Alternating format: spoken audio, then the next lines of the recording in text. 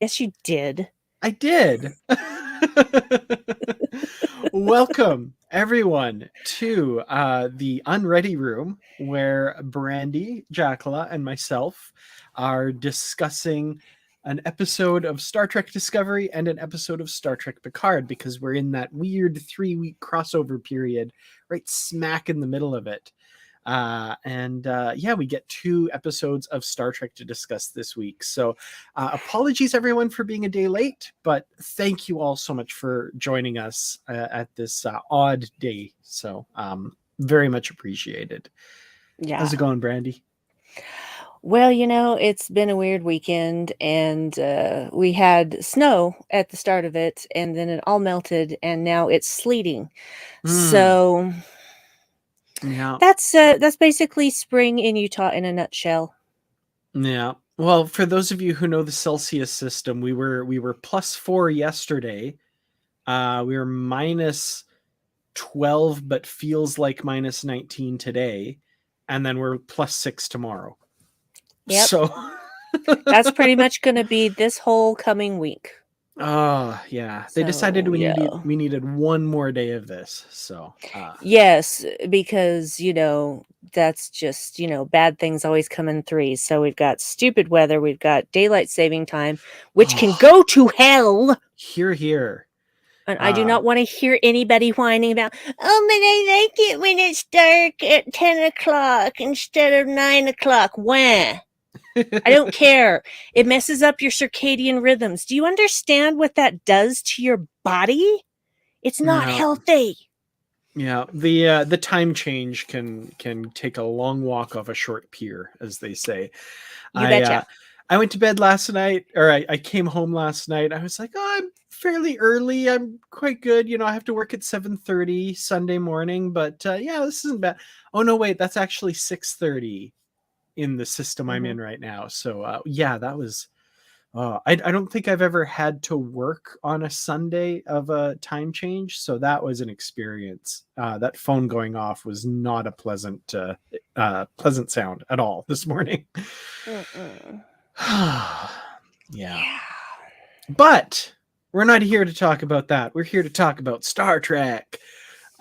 So I'm thinking, like last week, we start with Discovery. Yes. Just because that's the story we've been following. We're wrapping that up almost. We're in the penultimate episode of the season here.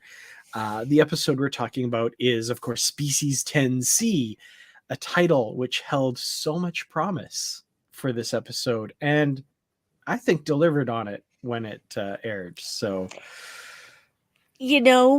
I've said this to more than one person, but I feel like this might be one of the most Star Trek episodes I've ever seen. Oh yes, absolutely. Everything about it. So the idea of building this communication from the ground up, something that Star Trek handwaves away most of the time, right? We've got the universal translator beamed down to a planet we've never been to. People are speaking English, at least from our perspective, and everything's hunky-dory. No problem there. But this, to tackle that problem from the most basic level to try and communicate complex ideas, it's really fascinating. I really love that. And I know everyone else has already been making this comparison, but there's definite Arrival vibes, which was one of my favorite movies in recent memory. So that was a lot of fun for sure.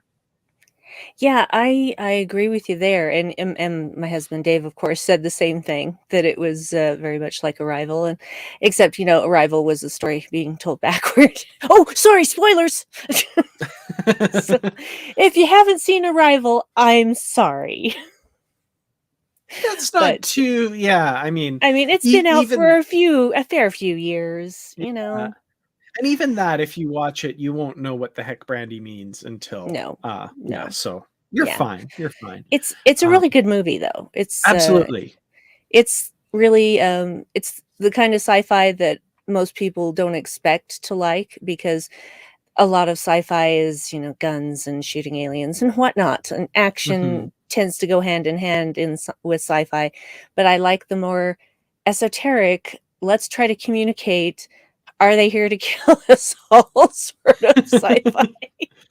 To echo the NBC executives of yore, more cerebral, but Yes, used thank in a you. That's a good word. positive sense, not a Hmm. pejorative sense like they did, because come Yes, on. well, what do TV execs know? I mean, honestly, they appeal to the lowest common denominator every time. They Mhm, shouldn't be mhm. in charge of any creative work. Yeah, absolutely. I'm loving seeing some of the comparisons in the comments to date. Oops, clicked the wrong one. David said it has an annihilation feel. It's another great sci-fi movie.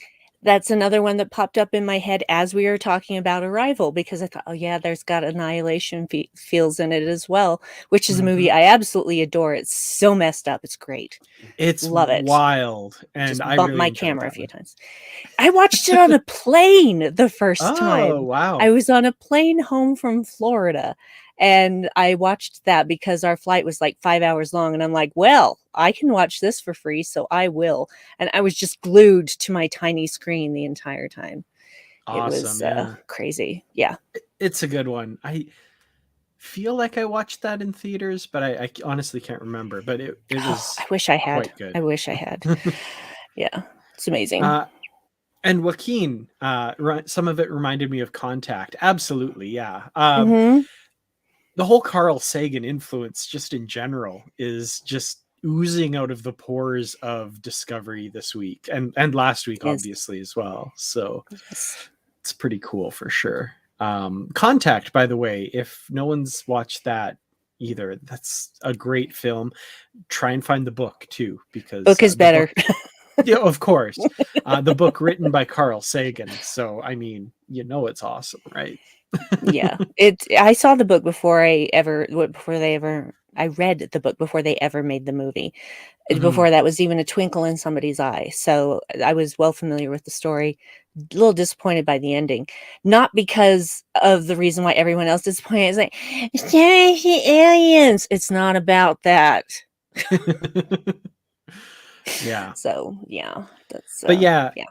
So there's your watch list for the week: Arrival, Annihilation, and Contact. If you have time in the week, read the book. But if not, the movie's pretty darn good too. So you know. Yes. Yeah, so we've got the mission to contact species 10C. They learned all the stuff last week about the pheromones. Not all the stuff, but they have kind of a rudimentary basis for what some of these mean.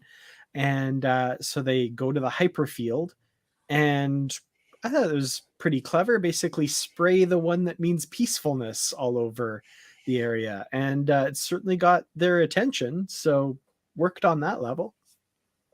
Well, and that's the interesting thing about it, is that Michael picked up pretty quickly that they weren't responding to their form of communication. Basically, they weren't listening for that kind of signal in Mm-hmm. any way, shape, or form. So, of course, they weren't going to respond. And, we have to give this time to work. Yes, I get that. But she was right when she said if they had wanted to respond, they would have. So we need to try something else. And she was right. And Mm-hmm. so send a bunch of dots out there. Another screaming dot. Another Oh, screaming dot at this. That that is was just, that's not okay, man. That's not okay. Stop making the dots scream. well. They're also making these things so darn cute. Like I I was mesmerized in the scene when they were like injecting the pheromones into them and sending them off, and they're like doing this little boo. So cute. it's just, Boo. it's just I love that scene, especially when, isn't it Culber and Adira talking about uh how, oh my gosh, Jet Reno's missing and they haven't been able to find her, even though Yeah. even though we know she's around here somewhere. So Yeah. it's just, they're having this conversation, so they're not even paying that much attention to what they're doing. They're just kind of doing it mechanically, and I'm like, take a look at those dots, you guys, so cute. Mhm. That was okay. Minor thing that bugged me, that people kind of mentioned like, oh, it's weird we haven't seen Jet. I was like, come on, people, get worried about this earlier. And like the only part where I was like, oh, come on, was later when Stamets is like, I've been looking for her all day. I'm like, come on, dude, panic a bit. Yeah, they were seriously distracted. Mm-hmm. Oh, to be Seriously fair, distracted. absolutely. Yeah, but at the same time, I still would have been like, really? Yeah. Really? I think there would be like a vacuum in the room when Chet Reno isn't there, just this Yeah. big sucking hole where she used to be because you can't miss her. I mean, seriously, she's just that kind of person that you can't she's not a background person. Mm-hmm. Stamets at least should be like, there's nobody keeping my self-righteousness in check. What's going on here? Exactly. No, she's busy doing that somewhere else. Mm-hmm. Absolutely. So yeah, let's talk about Reno in this, because we've got her MacGyvering some equipment with black licorice. That's pretty cool. Another Lower Decks reference, thank you. Mm-hmm. Mm-hmm. Although to be fair, she was munching on black licorice last season as well, so we know that it's a long-standing habit of hers. Still say it's the Lower Decks reference as well. See, that's funny, because when the Lower Decks came out, I was like, that's a Discovery reference because Jet Reno liked black licorice, but eh. Yeah, well, that's the thing. It's now gone around in a circle on itself. Exactly. So, It's the Ouroboros of yes. Star Trek references. Mm-hmm. It's all there. It's all there. I love it. Absolutely. Yeah, and actually using it to like conduct as a conductor between that was I don't know. I love that she got to MacGyver something, because that was kind of what I was hoping for. I mean, the tradition of Starfleet engineers, right? Being, what was the Vorta in that one Deep Space Nine episode said, I bet you have one of those famed Starfleet engineers who can turn rocks into replicators. Jet Mm. Reno is just another in that long tradition. Yes. Well, she did explain why there is something something in the sugar that breaks down that creates conductivity. So Mm-hmm. there was definitely a reason why she specifically wanted black licorice, because Oh yeah, she knows so much. no, definitely. Okay, so we'll come back to Jet Reno, because of course the Tarka book storyline is a big part of this episode, but I want to talk a little bit about the attempting to communicate thing, because Oh, uh, absolutely. we get the kind of whoosh from the hyperfield that, like you said, first sucks in the dots or destroys them. Maybe, I don't know. I don't think it destroyed them. I don't I think don't. so either. But then it reaches out and grabs Discovery. That was gorgeous, first of all, and I know it was just a visual thing, but I was totally reminded of the like whoosh from the Stargate in the Stargate series. I was like, oh, that's so cool. It made me really want to get going on a new Stargate series, for crying out loud. But anyway, so that was Yeah, pretty cool. indeed. Gorgeous visual effects, of course, for sure. So much. And yeah, Discovery is pulled in this orb, and I totally got the image of like, and I think somebody even said something along these lines, like catching a bug in a jar to study it, and I totally got that kind of image from this. Yeah, and I understand how they feel at that moment because they don't know if they're just being brought to slaughter or whatever, but I never got that feeling, simply because if they had wanted to destroy Discovery, they would have done it outside the hyperfield. They didn't need to bring them inside. Yeah, But this absolutely. was a curiosity thing. It's like, wait, wait, wait. How do they know this stuff? How did they convey peacefulness to us when we have no idea that they can even, that they're even sentient? Hmm. So it was definitely a curiosity thing. It appeared like that to me anyway. Yeah, for sure. That's how I took it as well, to kind of extend that bug in a jar metaphor. I mean, if you're wanting to kill something, you take a fly swatter to it. You don't encase it in a bubble and bring it into your domain and all this stuff. Like, it felt like there was purpose behind this, not wanton destruction or something. Like, it just that Right. didn't make sense for sure. So yeah, we've got these compounds that they can use to communicate with, and the species TenC kind of makes itself known and flashes this sequence of lights, and not really knowing what to do back, they flash the same lights back. And for now anyway, the impression I got at this moment is TenC is like, oh, okay, never mind. Like, you're, Well, yeah. we'll leave you to it to figure it out, but you don't got it yet. We're gonna go do something else while you work on this. Yeah, it was funny because they're like, flash the lights, Discovery flashes them back, and then they wait a few seconds like, huh, and then flash them once more, and then they just kind of, we're gonna go do some other things while you're talking, or whatever Yeah. it is your species does. Yeah. And then yeah, the whole process. This is where I was just so thoroughly enjoying this episode. The whole process of them working the problem and trying to figure it out, and each kind of bringing their own ideas to it. And also the moment when Burnham brings in the 3 members of the bridge crew, because you've got this ship full of Starfleet scientists, right? They're all graduates of the academy. They're all extremely professional at what they do. Bring in some different perspectives and see what comes up. And that was brilliant. I love that. It reminded me of like the conference room scenes on TNG or something like that, where everyone's bringing their own thing and they kind of hash something out. Yes, I agree. Again, one of those really Star Trek things. When Mm-hmm. you are butting your head up against a wall, get some other viewpoints and see what that jiggles loose. And it gave them the information that inspired them figuring out that the pattern of lights corresponded to the hydrocarbon that was sent. Yeah, for sure. And as a little side thing that I really enjoyed alongside this story about communicating and making your intentions clear, and building a basis of understanding, we've got Saru kind of obsessing over Tarina, kind of rebuffing one of his suggestions a little bit pointedly. And he's like, I don't know if she likes me. She did.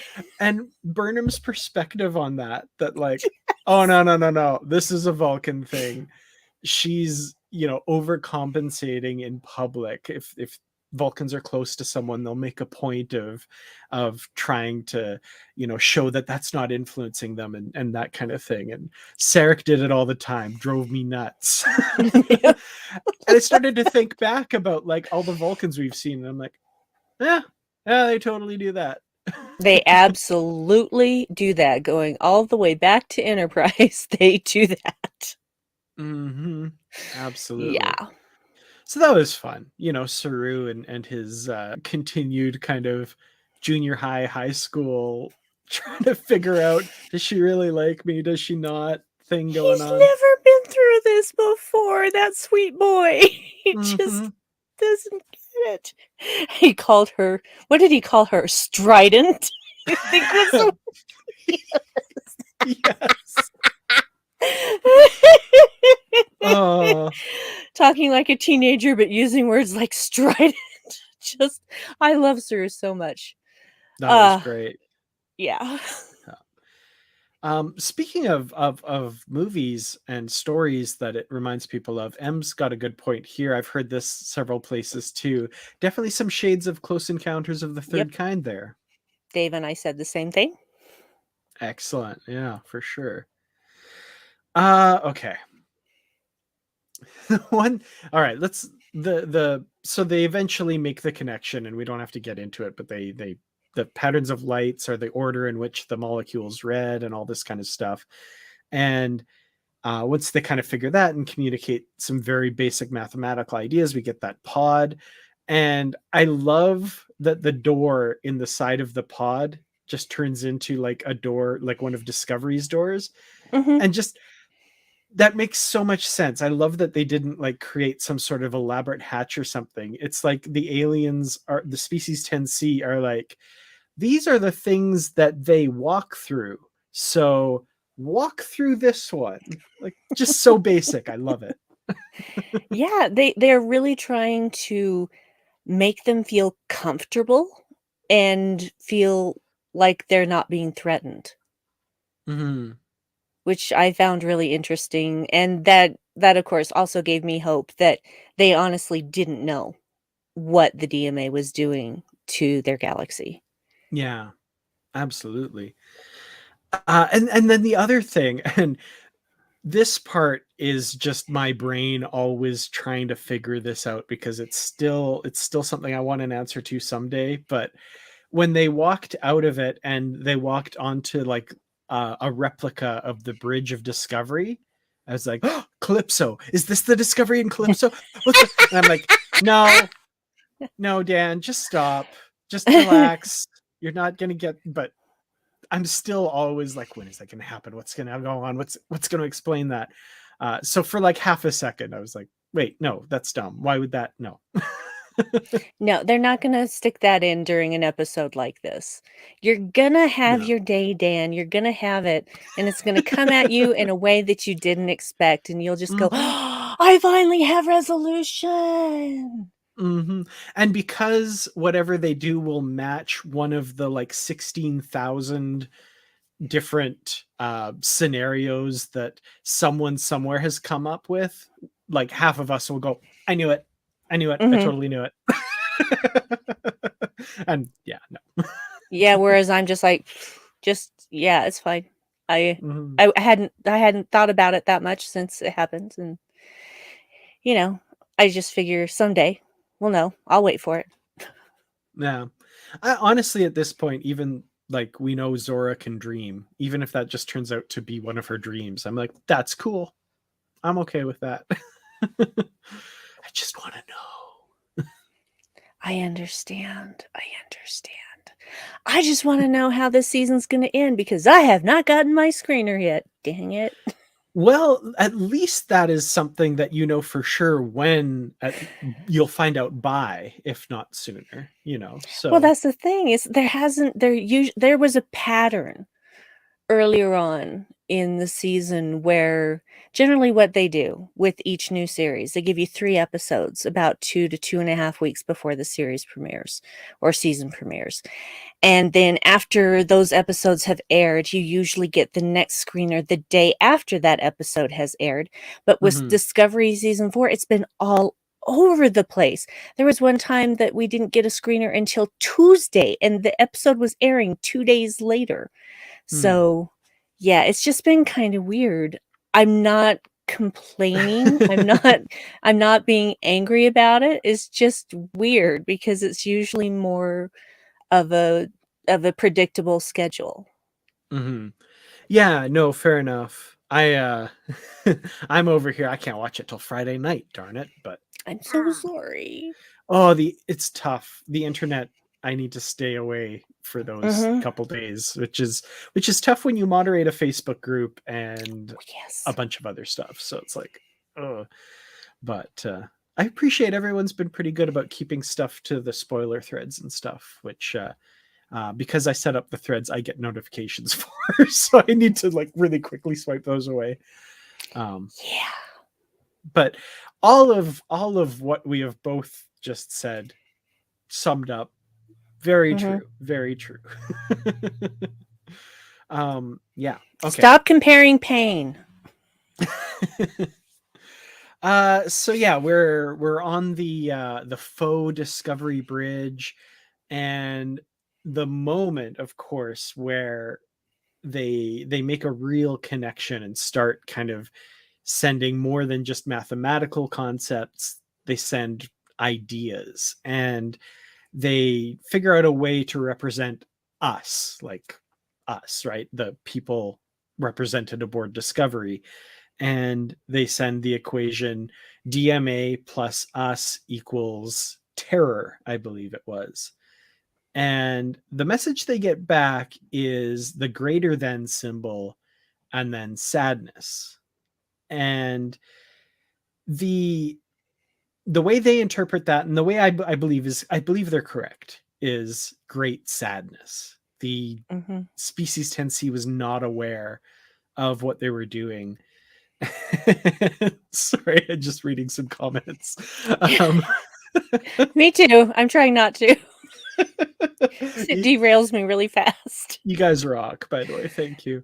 Yeah, you rock. I love you. Yeah, so that's a moment that there's a breakthrough, and you're so eager for them to continue and build on this, and that all gets snatched away because meanwhile, here's where we shift over to the other side of the story here. We've got Book and Tarka, but at this point it's really Tarka, as we knew it would eventually be. Jet Reno sees some of his calculations and realizes that basically his plan is, when he takes the power source, it'll collapse the hyperfield, killing everything inside. And meanwhile, the DMA will turn into some sort of horrible anomaly that's just going to be a blight on the galaxy and kill everything there. And Tarka doesn't care. Tarka's going to say whatever he wants at this point. He wants to get the hell out of the galaxy and get out of our universe and go to where that other place. And it just, the fact that he still keeps trying to convince Book, and finally Book realizes, but of course it's way too late, because as we've had it foreshadowed, Tarka has all these defenses ready to go, because of course he does. Because Tarka's many things, but he's not in a technical sense an idiot, because he knows what he's doing is reprehensible, and any sane person who has an ounce of moral fiber is going to oppose him. Proof is that he set up those defenses because he knew what he was doing was wrong. And he just doesn't care. And this is what I have been saying all along. Mm-hmm. All along. Yep. I never for a second believed that he was doing it for a right reason at all. Exactly. And like I've said too, like he's going to say whatever he needs to manipulate other people, but he doesn't care about preserving lives at all. He needs to do a 360 out an airlock like now. Well, yeah, well, that's the maybe thing. like 3 or 4 episodes ago, actually. Yeah, here's my feeling. Here's my feeling. Okay, this is what I want for Tarka. I want him to come in contact somehow with Oros, and Oros is absolutely devastated by what he has done and doesn't want him anywhere near him. And then I want Tarka to spend the rest of his days either in a place where nobody wants him or a Federation detention center, whichever is closest, so that he can ponder every second of the rest of his life how he messed up absolutely everything good in his life. Mm-hmm. Absolutely. I don't want him to die. He can't pay for what he did if he dies. No, yeah. I just more mean for everyone else's sake. I would love for him to get what's coming to him, which of course he would escape, like we very much said last week, if he were to die. But right now, in this moment, he just needs to not be in there. Just blow him out the airlock. Just yeah. This is, and see, that's the thing. It's like, Book should have seen this coming. Mm-hmm. But again, pain makes people blind. Yeah, which is very much a theme for Book and for Tarka as well. Like, the interesting thing about Tarka is, I feel like early on, his goal of stopping the DMA originally, like when he originally said, I'll create this device, it'll explode, it'll cause the DMA to stop, which it did. That did happen. And he was like, okay, my goals intersect with the goals of the galaxy at large. So yay. But then in that moment when that was snatched away from him, his ultimate goal to get that, now he's able to compromise himself a little bit more and a little bit more and a little bit more. And right now he is so close to his goal that that is all that matters to him. And the comments, people have been saying in the comments on Facebook and on here, and I can't credit who originally said it further up because I scrolled on it just now and I couldn't find it. But Dr. Soren, he is totally Dr. Soren. He wants to get back to the Nexus. He wants to get to this other universe, and he does not care what happens in this reality to allow him to do that. And yeah. Yeah. Dave has said that on more than one occasion. It might have been him. So I don't know. There's so many people talking in the chat that sometimes I miss like 90% of it. So yeah. I keep seeing random comments about stuff that I love. The mention of Medi as well. That was terrific. Anson Mount, of course, has recently, and by recently I mean like in the last couple of years, become a spokesperson for Medi and has been advocating. He's a member for of them. the board. He's a member of the board. Yeah, absolutely. And also the mention of the Kardashev scale of civilizations. That was a great moment. You know, they're up here, like we're not on the radar at all. I love that. That was fun. So I love the high concept stuff whenever that comes into play. So that's pretty cool. Agree. Yeah, so basically by the end of the episode we've got General Ndoye aboard, and talk about another person who I just like. She's in the room. She is seeing the progress they're making. She is seeing, and I mean, again, this just feeds right into that theme of pain blinding a person to the right thing and doing things out of trauma and hurt and pain. Her world, Earth, is directly threatened within hours, and she's panicking. It's fear.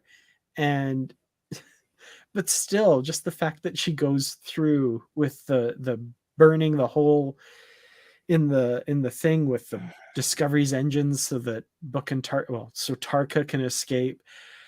I'm so frustrated with her, but mostly Tarka, because on some level as well, Ndoye is being manipulated, but she did also make that choice. And as guilty of everything that Tarka is, I think Ndoye has to be guilty of treason at this point as well. I agree, because she even says, this is, giving information is one thing. This is a betrayal.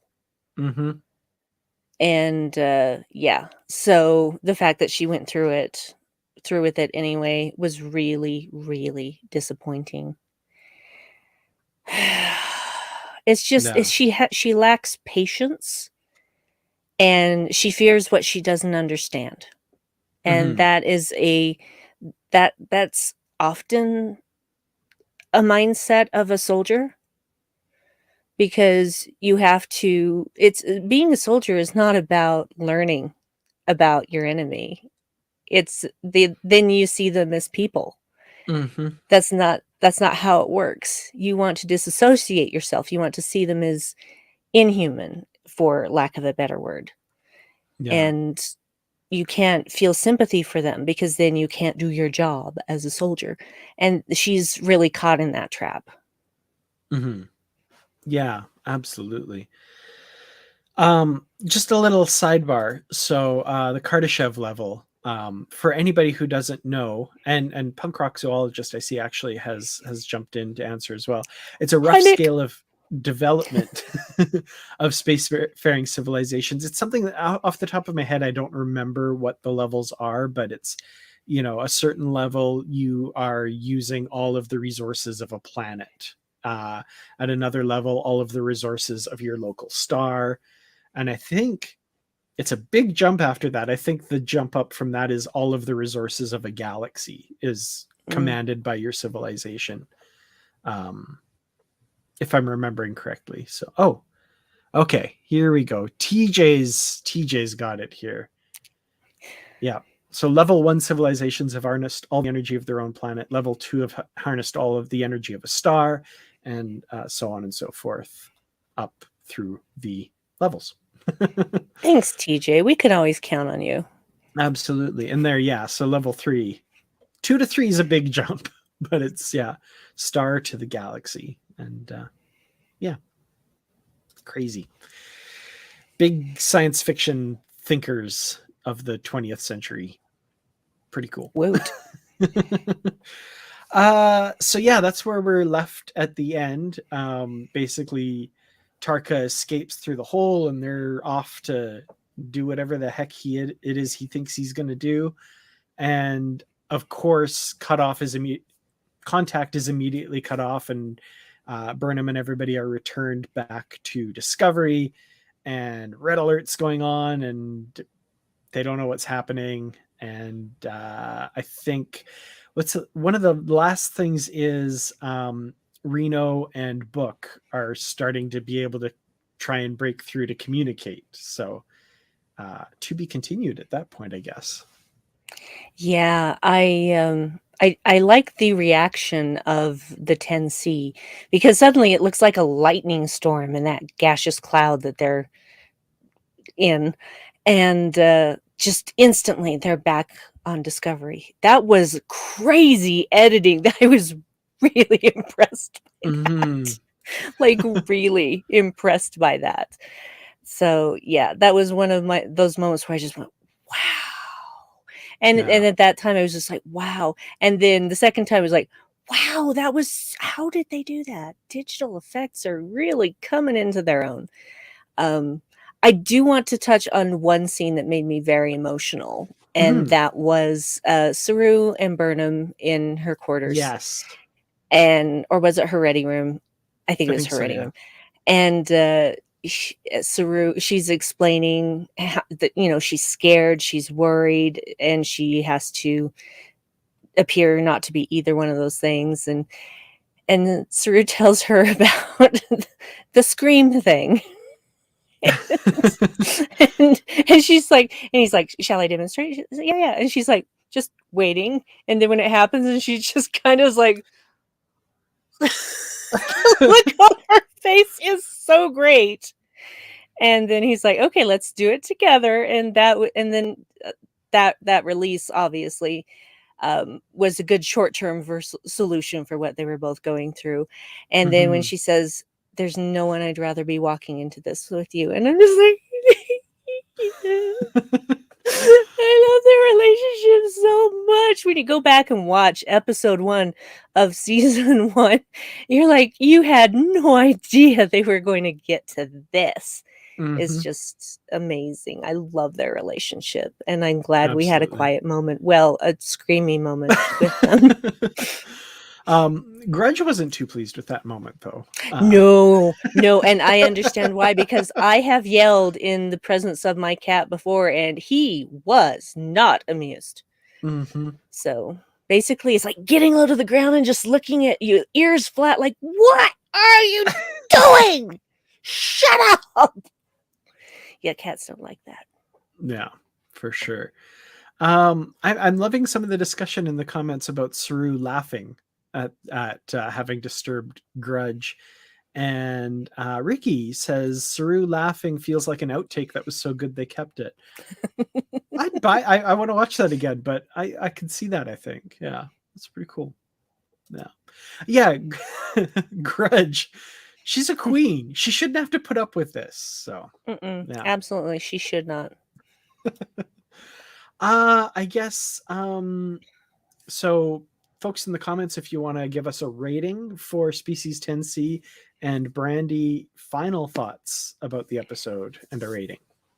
I really enjoyed this episode because we haven't really seen them working from scratch. I mean, there could be a comparison to Darmok, but with Darmok, they were still actually, speaking vocally and just in metaphor. And so, they were able to figure that out. But this was just something we'd never seen before. And I love it when Star Trek gives me something I've never seen before, because there's still things out there that haven't been done, and there's just so much to dream up. And so I really enjoyed this. Tarka made me substantially angry, but it was not unexpected. So I would give this, gosh, what am I going to give this? What is significant? One Saru laugh, one big Saru laugh at a cat who is not happy. I love it. Yeah, I really enjoyed this episode. I was there for all of the science fiction, like the high concept stuff. I just think is so cool. And when we get them all in a room talking about, well, the shuttle bay there talking about, you know, these complex pheromones and the sequence of lights, and oh, this means this, and they just keep sequentially, step by step, getting closer and closer to the answer. I'm like, oh, this show is so for nerds. I love it. Like, and I don't mean that in a pejorative sense at all. I'm a huge nerd. I am a nerd for this stuff. It was so good.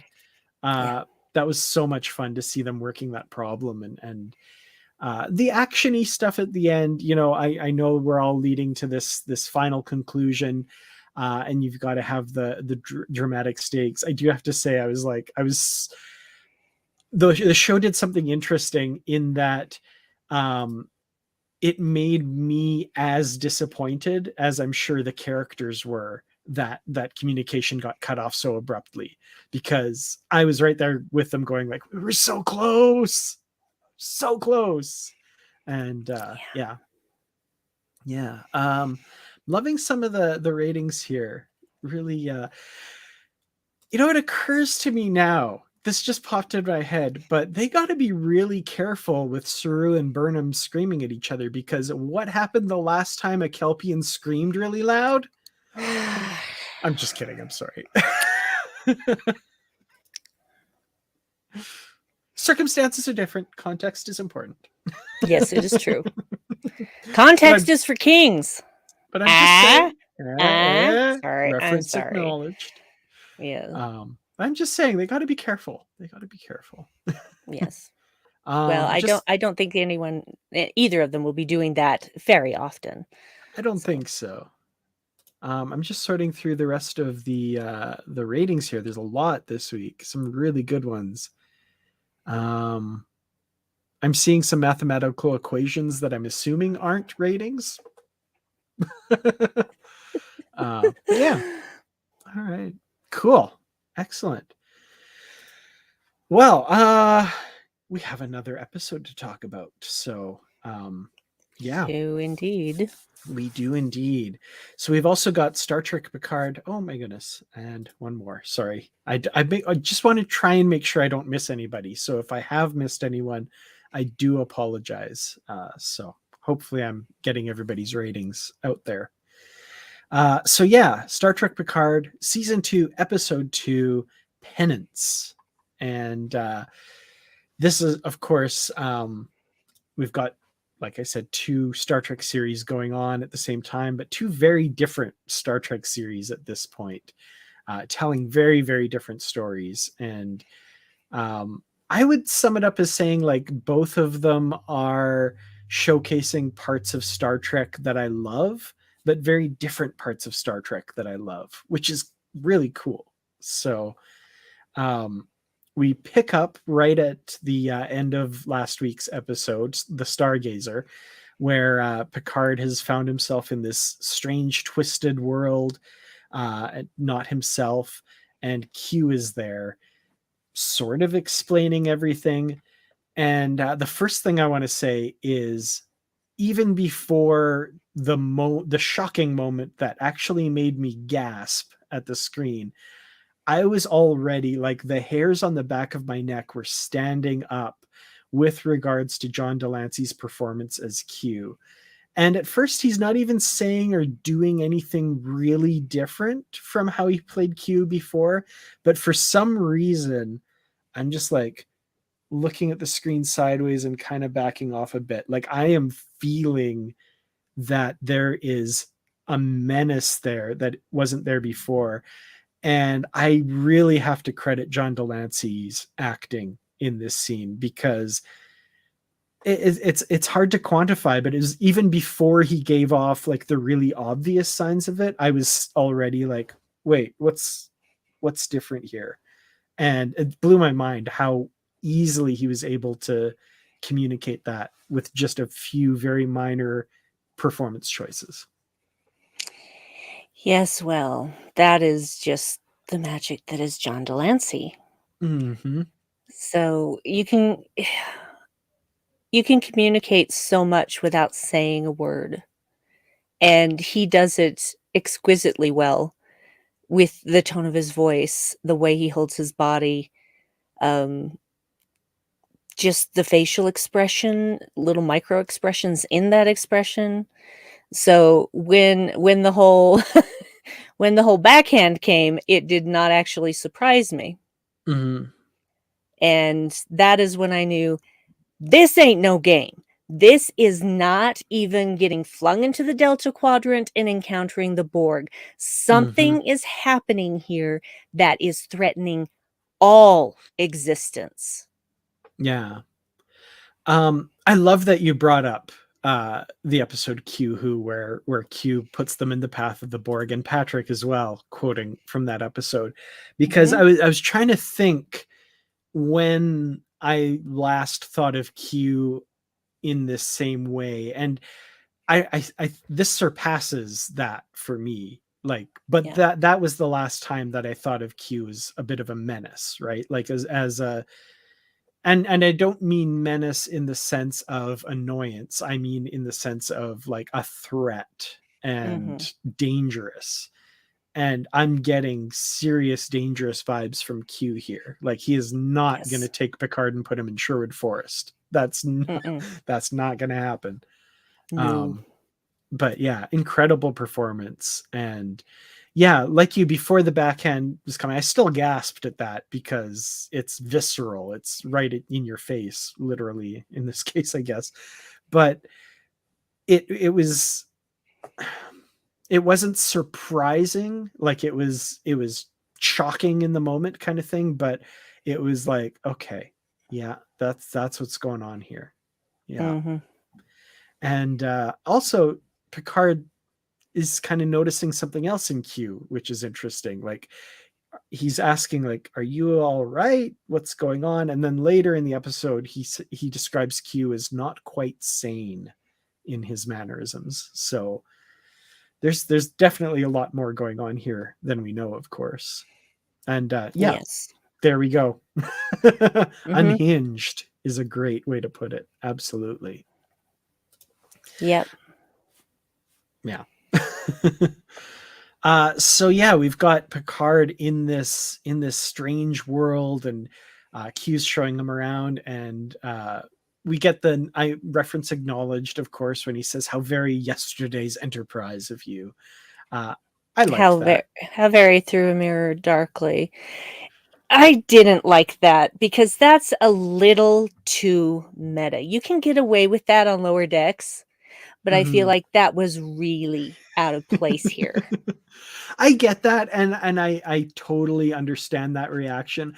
I always feel like Q is the one character who can kind of go there, even though like the other characters around him will have no idea what he's talking about. But there's something just a little, and not literally, but there's something a little Deadpool-esque about him, where Yeah.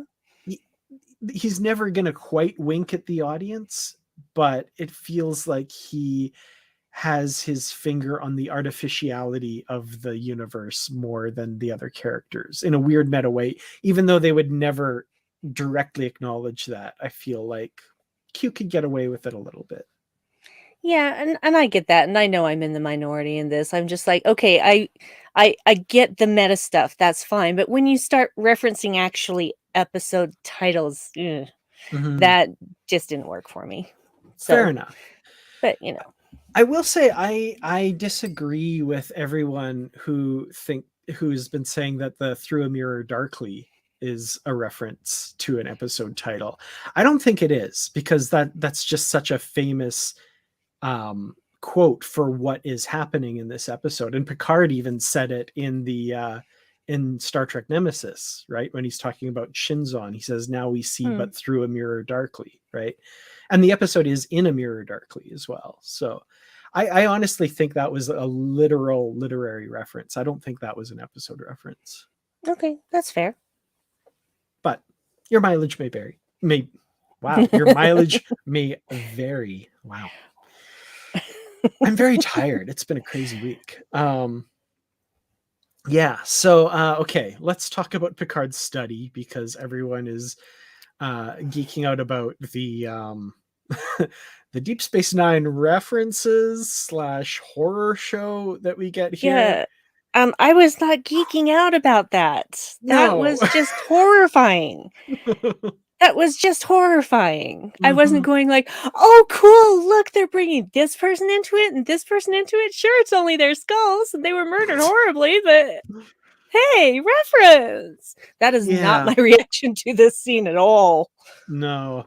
Not a lot of I mean, I don't know what this timeline is like, but not a ton of tears shed for Gul Dukat, but General Martok and Sarek and Oh, that would hurt me. Yeah, absolutely. That would hurt me big time. Yeah. And a Grand Nagus. I don't know who. Could be Zek, could be Rom, could be somebody else. Who knows what happened in this timeline, but that was pretty brutal.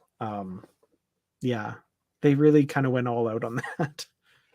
Yeah, it was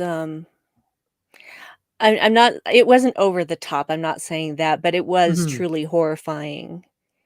And yeah, the funny thing is that you can't tell what's a Vulcan skull until you're told, "Oh no, this is a Vulcan."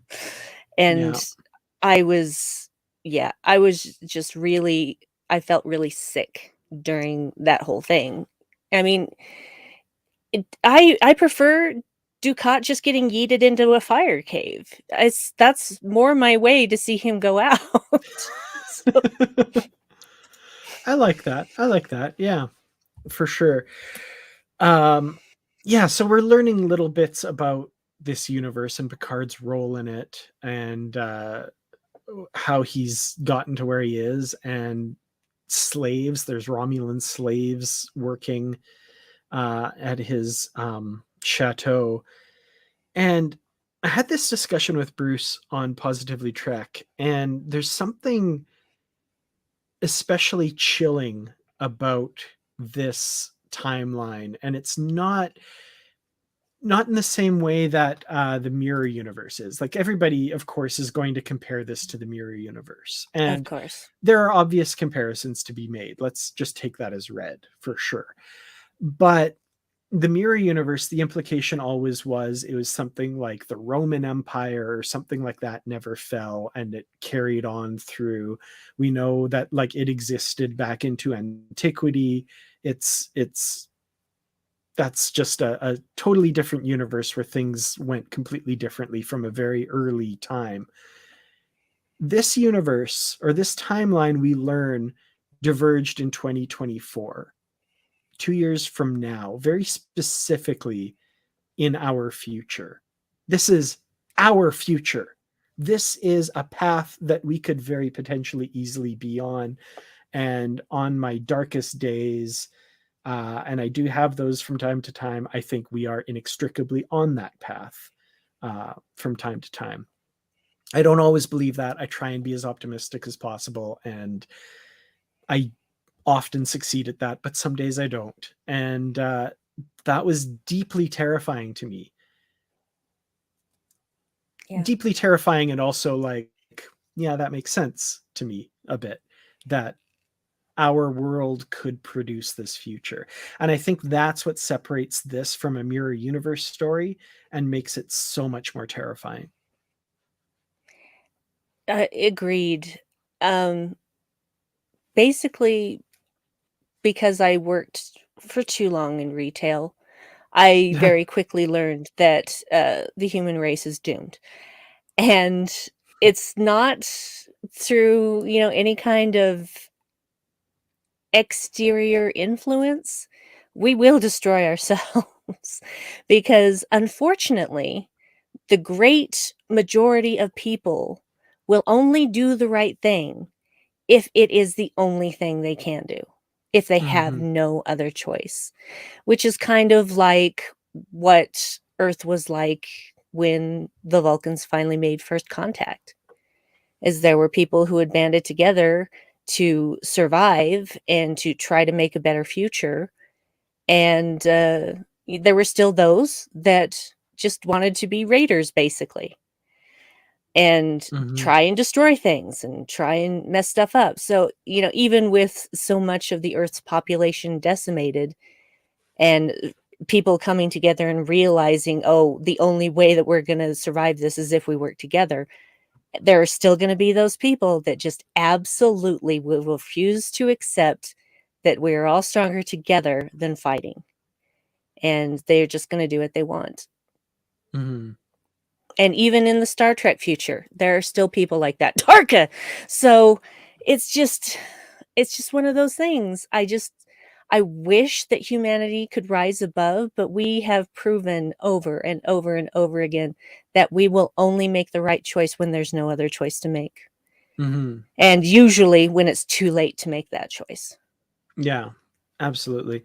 Um, yeah, and this future feels plausible Mm, to me. Again, in contrast with the Mirror Universe, which is like some sort of future version of Roman Empire or whatever. This is just fascism. That's mm-hmm, all this is. This far right wing populism. That's what this leads to. And our generation, or at least the less well read of our generation, um, often asked earlier, how could people follow Hitler? How could that be allowed to happen? Now, most of our generation goes, oh, I see. mm-hmm. And it's that thread is always there. It's just, anyway, I'm going to get off my political soapbox, but that was what was echoing through my head watching this episode, and why it was like so personally terrifying to me watching this, because it feels feasible, and people are capable of this so easily, as we've seen Mm-hmm. so many times in the past and in And the present. recently, yes, Hmm. what's things going on right now? Yeah, everywhere. Yeah, It's in our absolutely. own backyard, folks. It's in our own backyard. Yeah. Um, As I do long as find you it can, interesting. I'm sorry, go ahead. sorry.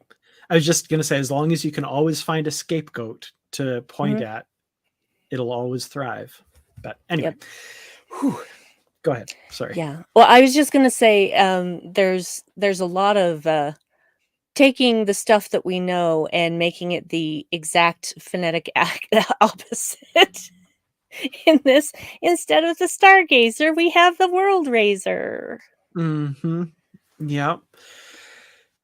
Particularly terrifying, all of this, for sure. And Picard's role in this, and his desperate search for Laris as well, and then finding out like, oh yes, there was a Laris, had a husband named Jabon. They were killed at the gates of Romulus, which, first of all, what a cool, I want to see what the gates of Romulus are now. That's like to the capital city or what, I don't know. But um but yeah, obviously tragic, horrible news for Picard, and really just kind of crystallizes for him what this world is and the kind of person he is in this Mm. world. That, and the fact that he drinks coffee, which is obviously evil compared to tea. Black coffee, Colombian dark roast black. No, no, no, you are sadistic, sir. Yeah, yeah. As terrifying again as everything in this episode was, I laughed at that. That was great. Yes, Just see, when I he could said just see you're, Janeway off to the side rolling her eyes, like, "Oh, come on, it's not that bad." oh yeah, exactly. And I just heard Janeway in my brain. Coffee is the greatest organic suspension ever devised. Um, just, yeah, she said those words. Anyway, yeah, when Harvey set that down, I'm like, well, that ain't gonna be Earl Grey. It's probably black coffee, and I was not disappointed. Nice. Absolutely. Well, so as Q alludes to during this, he wants Picard to go and set things right. Picard refuses at this point, and Q says he wouldn't be alone. He has friends, and we find out soon enough who among those friends are. And I mean, we watched the trailers, but let's go with it for the episode's sake. We have Seven of Nine, but not Seven of Nine, waking up and discovering that she is in fact Annika Hansen, has never been assimilated by the Borg, and is the president of the Confederation.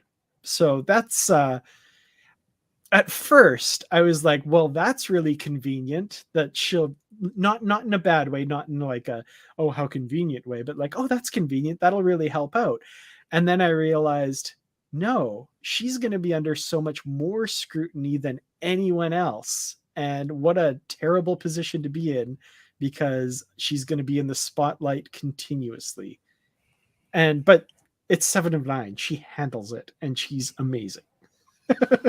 Of course. Yeah, I love how she is testing her cognition. She's testing, Oh mathematical yeah. equations, and then can she smell scent? Can she feel heat? And so her cognitive functions are working properly, so it's not a dream. She realizes that it's not a dream. And just the word confederation, that is an interesting choice to make, because we had a thing in this country a while back called the Confederacy, who basically, seceded from the rest of the new nation because they did not want to free their slaves. Now, you will have right-wing people and other people argue that it wasn't about slavery, it was about states' rights. That is complete and utter lies, because you can look up and read the Articles of the Confederacy where they make their declaration to secede. And guess what it doesn't talk about? It doesn't at any time talk about states' rights, but it sure mentions slaves a whole heck of a lot. Yeah, absolutely.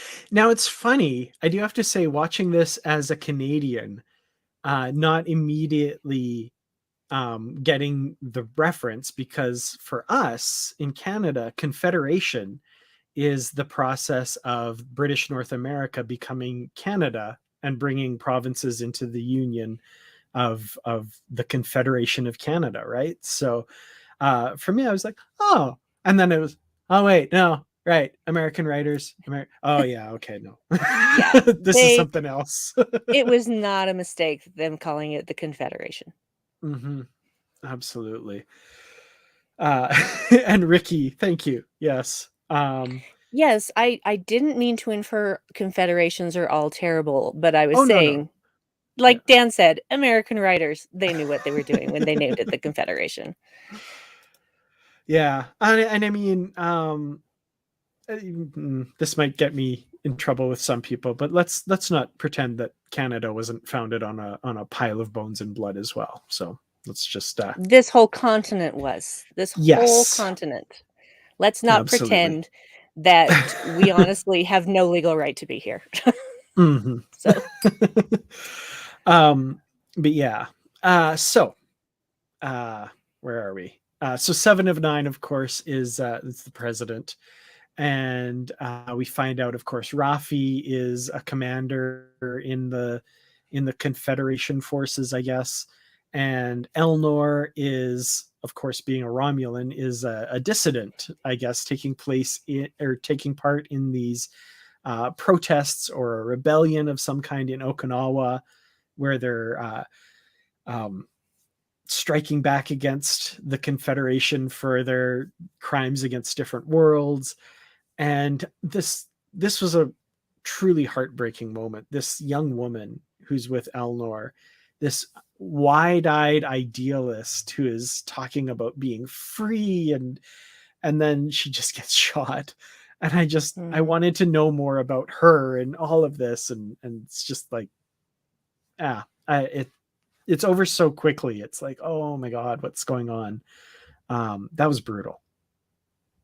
it was brutal. but not completely unexpected. Oh, definitely not unexpected at all. Yeah. Yeah. Oh, Matt's already saying we love Mama Rafi. I do love how motherly she is to Elnor, and they made that connection last season. Yes. When Picard died. So that Mm-hmm. was, I really just love that she's just protecting him because he is just so wide-eyed, and the whole absolute candor thing. He says exactly what he means and means exactly what he says, and Mm-hmm. that gets him into trouble, especially in a world like this. Yeah, I foresaw a lot of difficulties with Elnor with some of how he's reacting and stuff, and I'm like, oh, this Mm. might be a problem. Um, I love in that moment when he sees Rafi and, of course, runs up and hugs her. And this was something that Bruce brought up when we were talking about this episode, and he was saying, like, it's interesting that Elnor is a Starfleet cadet and Rafi is his commanding officer, and they have this closeness where he runs up and hugs her. And I said, well, Elnor deals in absolute candor. In that moment, doing anything but running up and hugging Rafi would have been a lie. Mm-hmm. Because Agree. that's how he felt in that moment, and that's the relationship they have. And I loved that. That was a truly touching moment, because poor Elnor is so lost. Like, what is going on? He has no idea where he is, what's happening. He probably has no idea what planet he's on. Like, Mm. just no context for what's happening. And finally sees a friendly face, or at least a friendly face who actually is friendly. Because who knows? Maybe there's some Romulans in that crowd that he saw that I know them, but I don't know them. What's going on? Who knows, right? But that was so great. Yeah. That moment was wonderful. I felt like they waited like 2 or 3 seconds too long for her to reveal herself. I'm like, we know it's you, Raffi. Just pull the Oh hood yeah, down. yeah. There was a bit of that for sure. Just a smidge. I'm like, just come on. Yeah. We also have, you could probably tell the character I'm leaving for last, because I want to gush about them for a bit. But we Oh, also I'm there with you. Right there with you. We are going to have a gush fest. yes. So Rios, of course, is captaining a ship that I imagine is La Serena, but or at least the same class, in a squadron of ships like that are fighting Vulcan ships. And in the background we see Vulcan being bombed, and so terrible. Another really hard sequence for me. Hmm. I really felt for Rios in that as well, because, like, obviously he's in a situation where the people around him are expecting him to do something, and he probably knows, like, regardless of where he is or how he got there, he probably senses that it's pretty dangerous for him to stick his neck out and you know reveal himself to not be with them at this point. But they're doing horrible things. They're murdering people all around him. So, like, how do you get out of that situation? Like, you have to, like, act the part, but acting the part requires you to do heinous things. It's like, Mm. oh, that moment, I was like, I don't know what I would do if I were him. Like, I don't know how I would try to get out of this. I don't know either. Fake a malfunction, maybe. Mm-hmm. He was on his own for a long time after he left Starfleet, so oh, I know. Yeah. Yeah, well, we talked about last week about his voice and how he also can sing, and yeah, Right. he's just the total package, that one. Just pleasing in every way. I'm presenting the comment for folks to enjoy and agree with or not, as you will. So Mhm. absolutely. Whew. Yeah, so much fun. Whenever he's on screen, whether he's playing Rios or I really wish we'd get to see all the holograms again. I'm going to get off of I that. know. It was, No, I'm never going to be off of that. yeah. There's some things that were hit and miss in season 1, but that was just one of the highlights of the whole season for me was all of those holograms. So, yeah, I will always lament their departure. So yeah, the scene where Seven contacts Rios as well. That was one of my favorite bits as well, where she, just in case this isn't her Rios, she's protecting herself as well, but making it known to Rios that, like, you have a safe spot to say something here if if you find things are kind of weird right now, let me know. And then he's just kind of whispered, 7? Oh, thank God. Yeah, that was the safest thing he could have said. Yeah. Because if it hadn't been 7, then she would have said 7 what? And then he could Mhm. have just, made something up on the fly. But yeah, both of their relief when they realize, it's each other was palpable. Mhm. Yeah, definitely. And that is when she gets to use her power and recall him back to Earth. So, Yeah. That was terrific. Instead of getting a briefing from General Cisco, apparently, which I saw people online saying, like, shall I've got General Cisco ready to calm you or whatever, to contact you. And Deep Space Nine fans everywhere, yay! 7, no. Deep Space Nine fans everywhere, no. I present a different point of view. I don't want to see evil Benjamin Sisko. I don't want to see that. how He do you know it is was Benjamin Sisko? fair enough. I've seen that speculation as well. I don't want to see evil Benjamin Jake or any other Cisco. I don't want to I see don't the either. evil version of them. We don't need to They're see that with every character. We just don't. yeah, absolutely. Would I love to see Sirach Lofton or Avery Brooks again? Absolutely. But Not like this. I want to see real Benjamin or real Jake Sisko. I don't want to see Yes. the dark bad versions of them. No, I'm okay Agreed. without that. Yep. Absolutely. Yeah, so that was fun. Now let's talk about Agnes Girardi. Oh my God. I My am in heart. love. I am in love. I am in love with this character in the way that I hoped that I would be in before season 1 started, when they announced that Alison Pill would be part of the cast. I was so thrilled, and I was happy with, like, she did a great performance in season 1. Obviously not one of my favorite characters, because for like half the season she's under mind control and she murders someone and all of this stuff. There's a lot of baggage in season 1. We don't see the real Girardi very much in season 1, to be honest. Season 2, what we've seen of her so far, I am so in love with this character. Her awkwardness, and, like, I'm gonna kind of ramble here. There's a couple different levels to the awkwardness she has here, especially when we learn something about her in this episode, which is a little bit heartbreaking. And, like, the awkwardness is cute and it's interesting, but it's also kind of covering a dark thing about her character, which is what the Borg Queen says. Like, she's talking about she can see across different timelines and can see different versions of people. And she gets to Girardi and says, basically, you're at odds with everyone around you, no matter what universe you're in.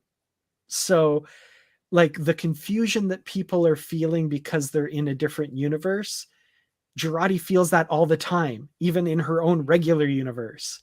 And I was like, wow, what a crazy insight into her character.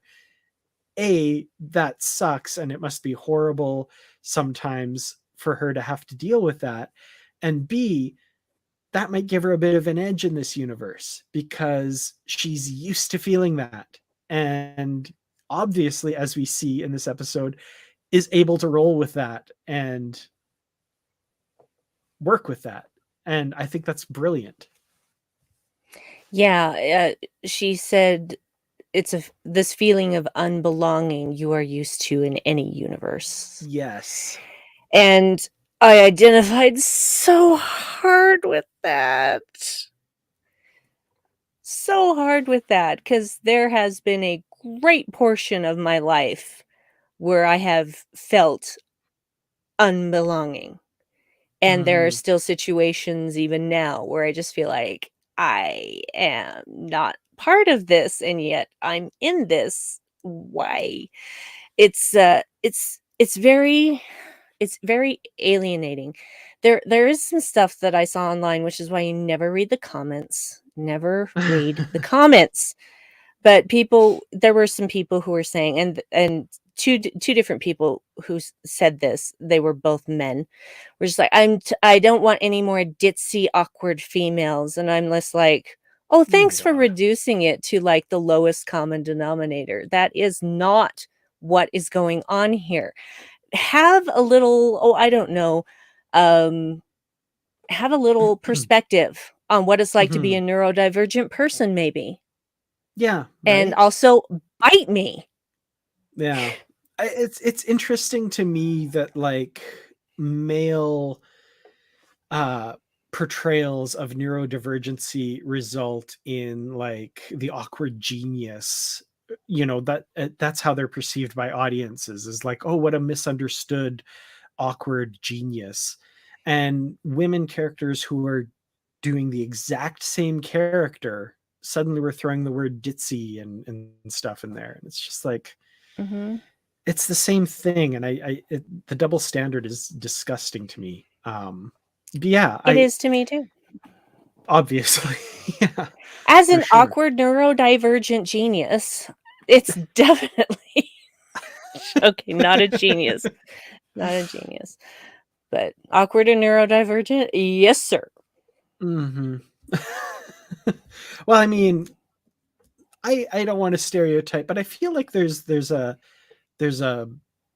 higher percentage of science fiction and Star Trek fans who fall under that category. I could be wrong, but I feel like they're for one thing, Star Trek is a safe outlet and a safe place for people to feel those things and to be those ways, whereas some other media aren't, right? So Mhm. I feel like Agree. Star Trek is a bit of a warm embrace to so many different walks of society that uh, I don't know where I'm going with that, but I just feel like we have a lot of kindred spirits in this group, which is nice for sure.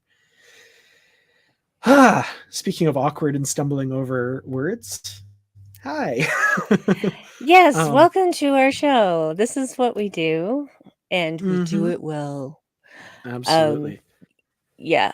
So, yeah, I totally, um, as we know, as we all know, because we were all here for season 1, as we know, I did not like Girardi through 90% of the show. Mm-hmm, And suddenly, when she was free of the mind control, free of the tracker, and she became herself, I realized, oh, I get what everyone's been saying this whole time. I finally get mm-hmm. it. And she's been killing it since then for me. Like in episode 1 when she's on the Delton homeworld with Soji and she has that conversation with the Delton who's hitting on her. I'm just Yes. like, this I just this is the bright spot of this entire series because there's going to be a lot of darkness up in here and Agnes Mm-hmm. is going to be my sun, as in sun in the sky, not you Yeah. know. So there I go again being awkward. So yeah, when we finally get to her, I'm just like, yes, bring it on. And and and Patton Oswalt is now Star Trek canon. Ah! Thank you. That is so cool. Okay, so when it got to the closing credits, and like Nikki and I were like, oh, what a great episode that was, and I'm turning away from the screen, and I swear it said Patton Oswalt. Now it did I just see who the heck was Patton Oswalt in this? And I'm scanning back through the episode trying to find his face anywhere. I'm like, what the heck? So finally pull up IMDb and I'm like, of course. And I had to immediately like go to that scene and listen to it again with it. And I'm like, oh, that's amazing. I'm so happy that he's a part of the Star Trek universe now. We've got Patton Oswalt, we've got Richard Kind, we've got like all these people that have been added recently in recent years. I'm so excited. That's so cool. David Paymer, like, anyway, I'm gonna have to make like a Hall of Fame list for new additions to the Star Trek universe. I'm so happy. Same. In fact, the minute we heard him speaking, Dave and I looked at each other. It's Patton! It's Patton! It's Patton Oswalt! Yeah, we were loving it. And That's also awesome. Spot 73. I mean, I was born in 1973, so the number 73 has some significance to me, and the fact that it was Spot 73 just really warmed my little heart. That's pretty great. Is there a possible way to have more Spot 73 throughout the season? Like, did she like download him onto a badge or something? Because yeah, well, Aaron Harvey, who's been in the chat, I don't know if he's still with us. He did a bit of artwork where he had a pad with both Spot 73 and Badgie on it. That was Aaron. I thought it was Aaron that did that. It was definitely Aaron. He showed it to me before. He showed it to me a few days before because we'd both seen the episode. You know, we both had screeners. And I'm just like, I love this. Spot would win. Spot would win that fight because cats. but I just pray that when they get Back to the Future, that they want to have that. See, this is one of those things where it's like you can't change just one thing in the past and then go and fix that one thing in the past and go back to the future you had. That isn't how time works. But okay, I'm gonna just let it go. But I hope that Agnes just takes that idea with her and just makes her a Spot 73 so that we can forever have that, because I think it's necessary and we need this. So please give it to us. Oh, that's brilliant. Yeah. I really hope we see more of him throughout the season because that's so much fun. Yeah, I have nothing more to say on that other than welcome to Star Trek, Patton Oswalt. We're so happy to have you. We are so happy. Let's just have a seat. Would you like anything? I can get you a drink, some tea maybe. I don't know. Are you hungry? Is the air temperature okay for you? I just want you to be happy and stay here forever. I'm somehow gonna get an 8x10 of Spot 73 signed by Patton Oswalt at some point in my life. That's how he's gonna go into my autograph collection. That would be so great. So great. We've got the Borg Queen is an interesting addition to all of this because it's Eradication Day in the Confederation, and they're about to wipe out the last vestiges of the Borg Collective. The Borg Queen, played here by Annie Wershing, who does, I think, a phenomenal job. Oh, absolutely. And in ways that I wasn't expecting. Like, there's certain little choices in this portrayal which are so good. So part of the whole shtick, of course, as everyone knows, is Picard has to execute the Borg Queen live on stage in front of this roaring crowd because that's how fascism works. And they're playing for time, right? They're trying to stretch it out. They're getting the crowd riled up and all this stuff. And there's a couple moments where like Picard's like playing it out and holding the weapon, and the camera goes to the Borg Queen, and I swear the look on her face is like, how are you gonna get out of this one? Like, she's smirking. She's like, interesting. Like, she's taking in all of what's going on around her and figuring it out and calculating it because that's what she does. But she's amused by it, which Mhm. What a choice. That was so great. Well, the Borg queens throughout the history of Star Trek have shown amusement before. Hmm. They've shown sexuality, they've shown a variety of emotions, so it's not hard to imagine that she would do the same thing. We do have to go back to Agnes for a moment, but I won't do that yet. But yeah, when she first comes out of the freezer, I guess we'll call it the freezer, and she's just kinda, I mean, what a great effect, because you don't at any time believe she has the lower half of her body, and No, so just yeah, really extremely well done. And just how she the way that she stares at everyone, but especially Agnes, like, she yes. lingers on Agnes as if to just make her feel more awkward than she already does, and she doesn't blink. She's Hmm. just staring at Agnes, and just like when Agnes is pushing her into this back area of the ship, and she's just kinda hunched down and just looking at her like, "Please don't kill me, please don't kill me, please don't kill me." See, what was going through my head at that point was something that was said about Agnes earlier, which was that all of her friends are synthetic. All of her friends Mm. aren't flesh and blood, right? Uh, Synths primarily, and Spot 73, and all of these. And I'm like, there's going to be a connection between the Borg Queen and Agnes, and the Borg Queen's going to play off of that, or but there's going to be some sort of strong connection between the two of them, and I'm really curious to see where that goes. And what was it? Yeah, she's eyeing Agnes for something. Like there's a lot there in those looks, and that's going to come into play for sure. That was really, really well done on both of the actors' part in that case for sure. I love Yeah, that. yeah, sorry, was her name Annie Wershing? Is that right? Yes. Yeah. Okay. Yeah, she's killing it. She's Hmm. really killing it. I really like her interpretation of this particular queen, and, I just, I'm usually, like I said, I'm just not happy about there being Borg again, but at the same time, if we're going to have one and we can't have, Alice Krieg, then let's have Annie Wershing. I'm Hmm. on board with her. She's doing a really great job in this role, and, what she doesn't say is just as important as what she does. Definitely, for sure.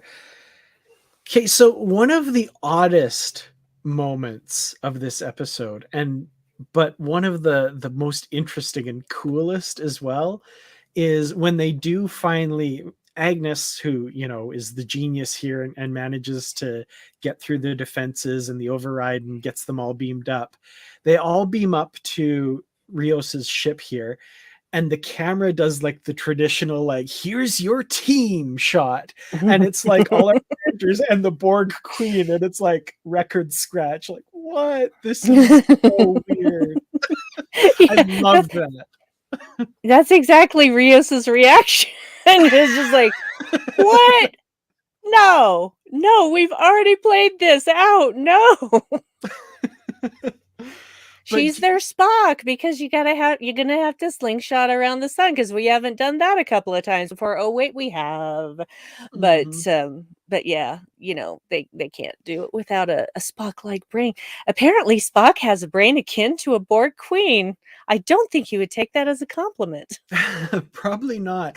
I always think back. I love the scene in Tomorrow's Yesterday where they first do the slingshot around the sun thing, and there's a whenever they talk about how amazing Spock was at calculating things, there's a there's a moment of the transporter room where he's talking to McCoy, and they're like talking about the odds of retrieving Jim and blah blah blah, and McCoy's just getting annoyed at Spock being like, the odds are blah blah blah and blah blah. It's like, Spock, shouldn't you be working on your time travel calculations?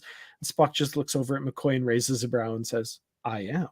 I love it. He's just sitting there just figuring it out. Yep.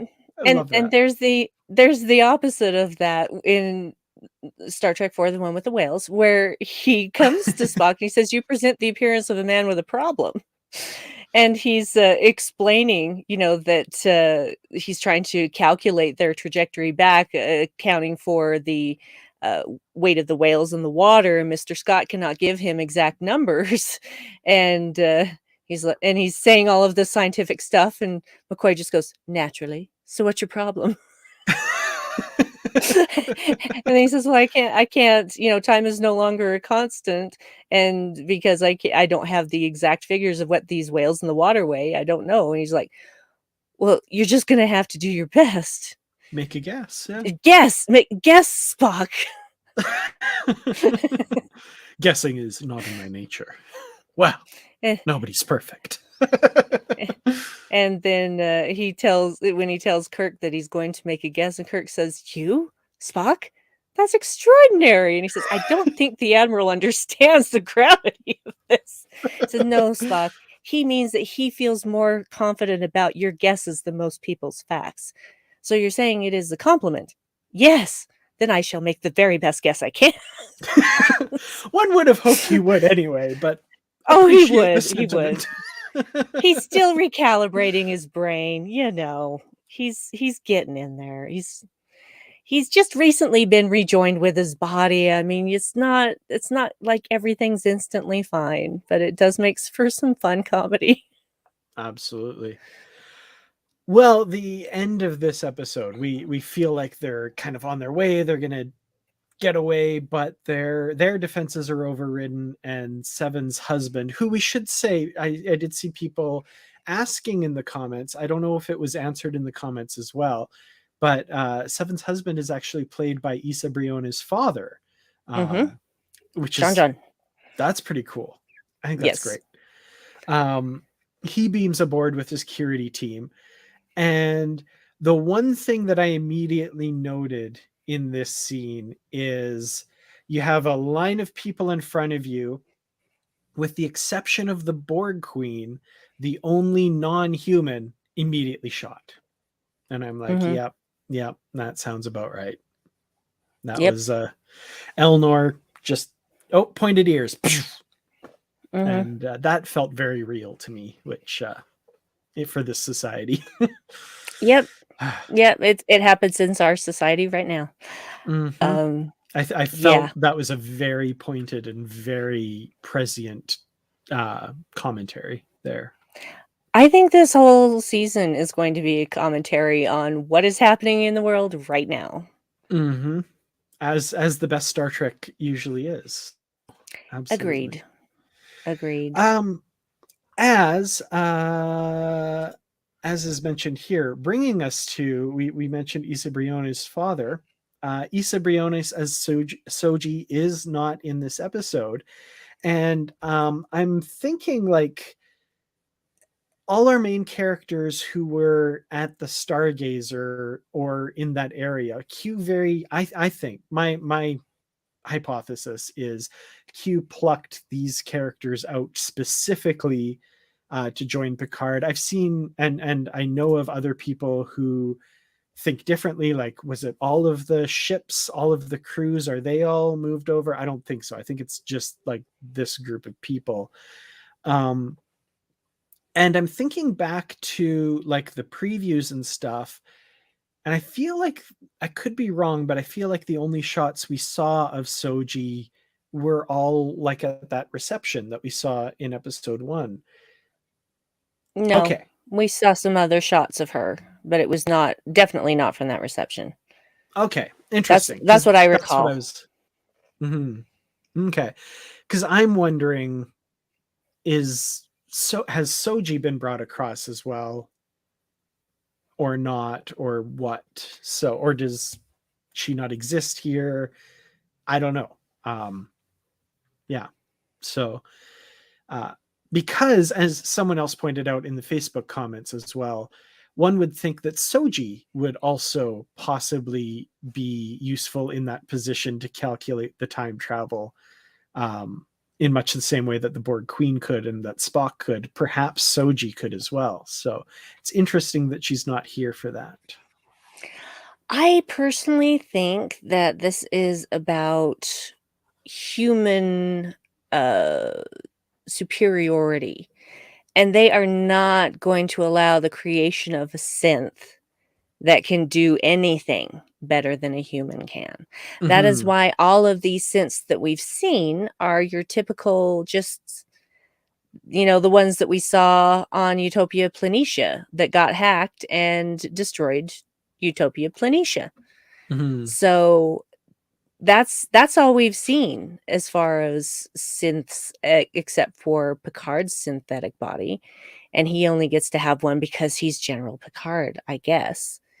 But it seems to me like they would not allow a synth like Soji to exist. No. But that's just Could my be. take on it. Yeah.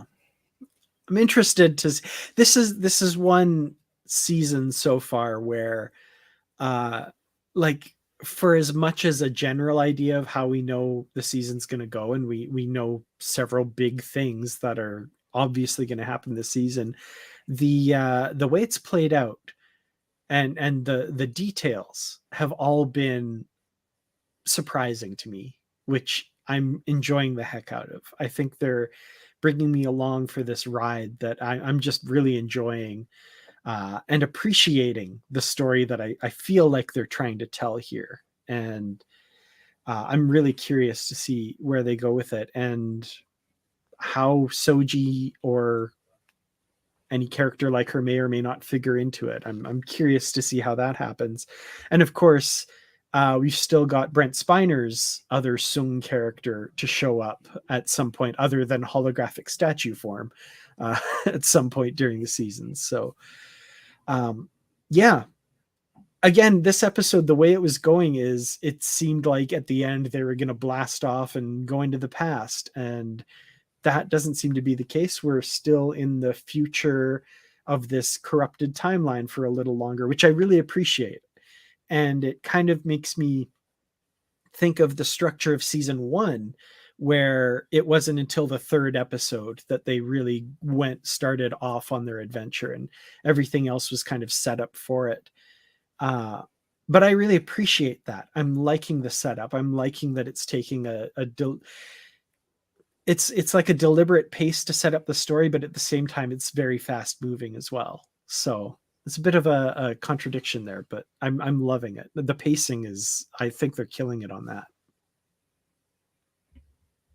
Okay, things that I have to mention that I haven't yet. Mhm. Number one, so when they gave us that little sort of this season on Picard thing at the end of episode one, and we We don't see, get that here. okay, well, that we don't usually get that, but it was something that they did with Discovery as well. Mm, And uh, same thing. Did they do it with Prodigy? I can't remember, but anyway, so it was basically a lot of the same stuff that was in the trailer, really. So, but I noticed a bunch of different people with these glowing white eyes and hmm. voiceover talking about the Watcher, and I'm like, okay, did you freaking rip off the Watcher from Marvel? Is that what is going on here? Because that's a guy who can see all the different universes and timelines, and he has glowing white eyes. You think I wouldn't make Hmm. that connection? I made that connection. Marvel maybe interjecting with they probably don't even care, but to me it was just like, that's a little much. I mean, Hmm. really, that's really stretching it. That's not your universe, friends. um Number two, yes, the badge can be a weapon. We saw it happen in the room with Rafi and Elnor. And one of the guys throws the badge at Elnor, but he hits another guy and just jams right into him. And then Elnor uses it to slit somebody's throat. Yeah, can be used as a Yeah. weapon. Uh, Third, Agnes's explanation for why they were still down there with the Borg Queen is one of the finest pieces of monologue I have ever heard in my life. And the way Hmm. that she does it, the inflection, her timing, everything about it was just so perfect, and ending with, As you were. just That was just 90% of the reason why she is my jam as my mhm, that scene was so terrific.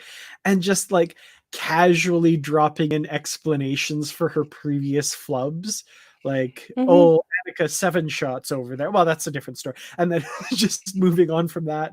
So good. All of that was so Amazing. good.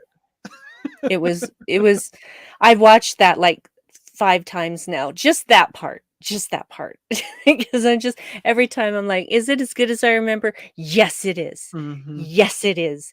It does not stop being good. Yeah, absolutely.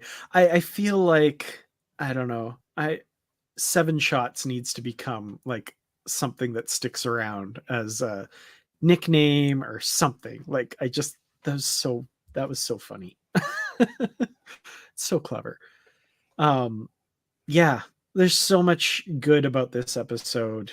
This season so far is just so good. And I know, of course, you've seen the 3rd episode. I'm so excited to get there. Ah, man. I'm as sad as I am that Discovery is going to be ending next week. I'm excited to be able to go back to focusing on one series for a few weeks.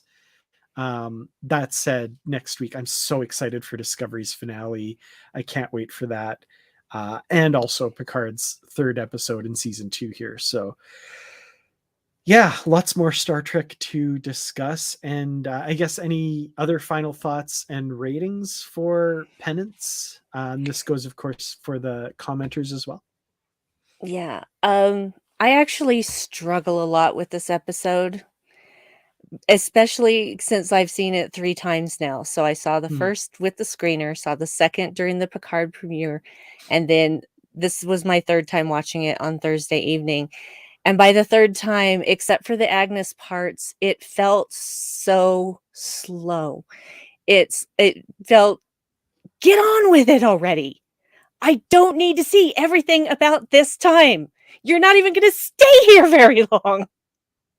So, and it was the whole convenience of everybody being put into place by Q and things like that. And there's still I still feel like we're in TNG's greatest hits, and Hmm. it's just a little too much fan service for me right now.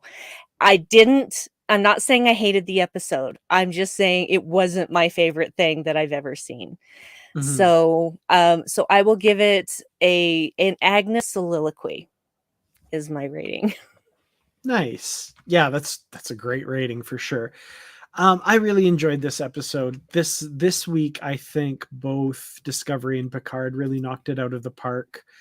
Um, the character moments and the acting were so good. Alison Pill as Girardi, I think, stole the show.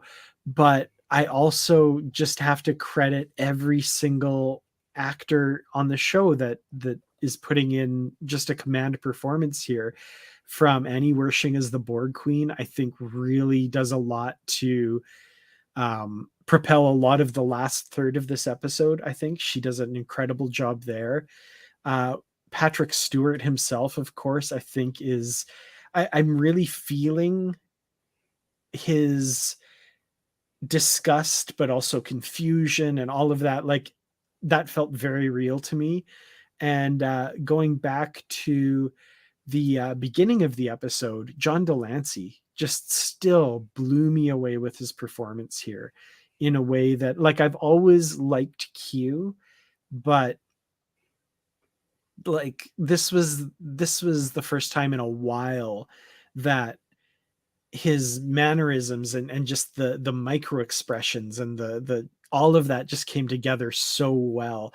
I think maybe All Good Things comes close in some of Q's scenes a little bit, maybe especially at the very end of the episode, but in a very different way here. His performance just enthralled me uh, in a way I didn't think Q could. So that was great. So I mean, I can't give this. I'm handing out fives here like there's no tomorrow, but it's uh it's got to be 5 out of 5 buildings blown up in Okinawa by rebels because for Andoria, Cardassia, Romulus, Kronos, and Vulcan. There we go. You got it. You got it.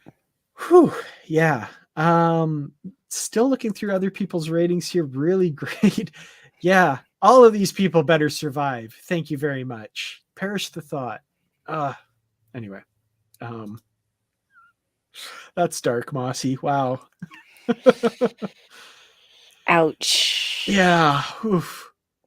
I like that one. 9 out of 10 shots of whatever Seven was drinking.